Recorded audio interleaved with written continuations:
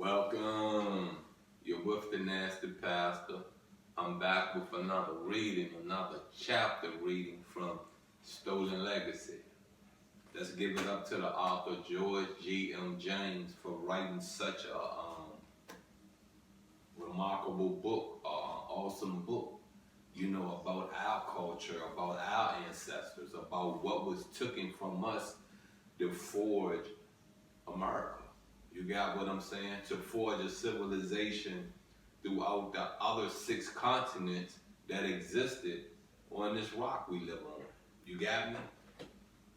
Anyways, anywho, please go to my YouTube channel, OFM Kemet Edition. Like, share, comment, and definitely go on hit that subscribe button. You know what I mean? Do that so you can catch up on everything that I have knowledge of. And would like to share. Be the first to get it. You know what I mean? Shoot, be the last to get it. Just get it. Anyways, come on. Let's get into chapter 5, part 3. The elliptic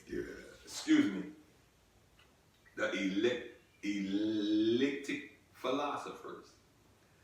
The elliptic philosophers include Xenophanes, Parmenides, Zeno, and Melissus.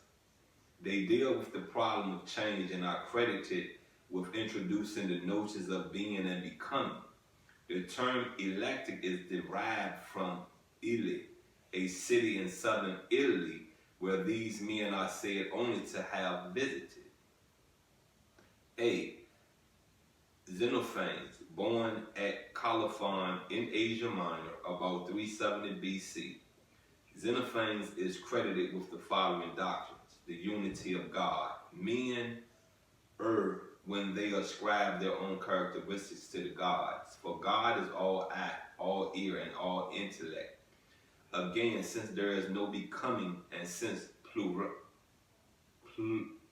plurality depends upon becoming, therefore there is no plurality. Consequently, all is one and one is all. You get that, right? You get that, and that is what Xenophanes, wrote. These philosophers, you know what I mean? This is what he wrote about, and that was the unity of God. You know what I mean? When you become God, like, you become one. You become one, you know what I mean, in your flesh. You're one in image of whom we pray to. You get me? You get me? Number 2 is temperance. Against the artificial culture of Greece, its luxurious excess and fops, Xenophanes is credited with advocating temperance, plain living, simplicity, moderation, and pure thinking. Come on ahead, man. Y'all got all that right. Moderation, pure thinking. Yeah. I like that. Let's go and get in this. Let's go and get into this reading. And hold up, how far I got to go? Yeah, I got to go all the way right here. All right. B. Parmenides is said to have been born to Elia and to have composed a poem concerning nature, Peripaisios, which contains his doctrine. The poem consists of 3 parts. In part 1, the goddess of truth points out that there are 2 paths of knowledge. One leads to knowledge of truth and the other to a knowledge of opinions of men. You get that? In part 2, the journey to truth is described and contains a metaphysical doctrine. And in part 3, a cosmology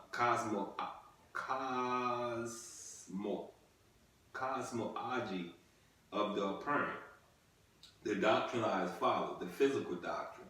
Though right season, Logos holds that being is one and immutable, and senses and common opinion, doxa are convinced that plurality and change exist around us. Yeah. Things change every day. The doctrine of truth. Truth consists of the knowledge of being, that being is and that not being is not. And since not being is not, then being is one and alone. Consequently, being is unproduced and unchangeable. It is impossible for being to produce being, for under such circumstances, being must exist before it begins to exist. I get that. You got what I'm saying? I have to be visible, present, in order to, I'm going to say, have an offspring. You got what I'm saying? For real. The doctrine of the cosmology of the apparent. Here, Parmenides simply repeats the Pythagorean doctrine of opposites. All things are composed of light and warmth, and of darkness or cold. And according to Aristotle, the form of these opposites corresponds to being, while the latter to not being. These opposites are equivalent to the male and female principles in the cosmos. The doctrine of the anthropology of the apparent, the life of the soul, perception and reflection, depends upon the blending of opposites of the light, warm, and dark, cold principle, each of which stands in a physical relation to a corresponding principle in the cosmos. You ever heard the opposites attract? See, when you say light, dark, opposites, you got what I'm saying? I think they call them synonyms, antonyms, or however it go. You know what I mean? The definition will be the opposite of the other. You got what I'm saying? C is Zeno, supposed to be born 490 BC at Elea, was a pupil of Parmenides according to Plato. His doctrines were intended to be a contradiction of motion and plurality in space. Arguments against motion. A body, in order to move from one point to another, must move through an infinite number of spaces, since magnitude is divisible in infinity. A body which is in one place is at rest. An arrow in its flight is at each successive moment in one place, therefore it is at rest. The race between Achilles and the tortoise is intended to contradict the concept of motion. In such a race, Achilles can never overtake the tortoise because he must first reach the point at which the tortoise started. But in the meantime, the tortoise will have gained more ground, since Achilles must always reach first the position previously occupied by the tortoise, and the tortoise must always keep ahead at every point. So basically, if you don't know where the tortoise started at, you lost the race anyway, right? That's where knowledge comes in. That's where you have researched and done your studying so that you can get ahead. Arguments against plurality in space. If a measure of corn produces a sound, then each grain ought to produce a sound. I agree. You got me? This argument is taken from Simplicius, but ascribed to Zeno. If being exists in space, then space itself must exist in space, and the process will have to go on ad infinitum. This argument is also taken from Simplicius. I agree with that. You got what I'm saying? I know that this exists.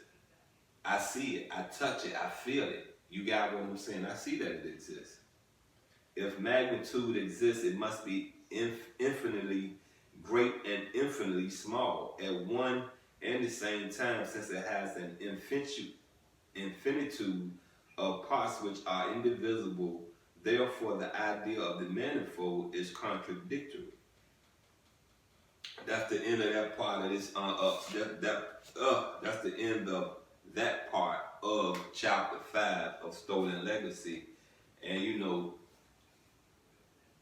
these are the things, what's being explained are the things that was taken out of the ancient Kemet, ancient Egyptian mistresses. You know, a lot of these philosophers died stealing our knowledge and taking it into another land, teaching it. You feel me? It was against their laws that was governed in Europe, in Canaan, in the Middle East. You know, you wasn't supposed to do that. You got what I'm saying? But I say this to you once again, you know, we're in a world where people are lazy. We're in a world where people think that stealing is so right when it's so wrong.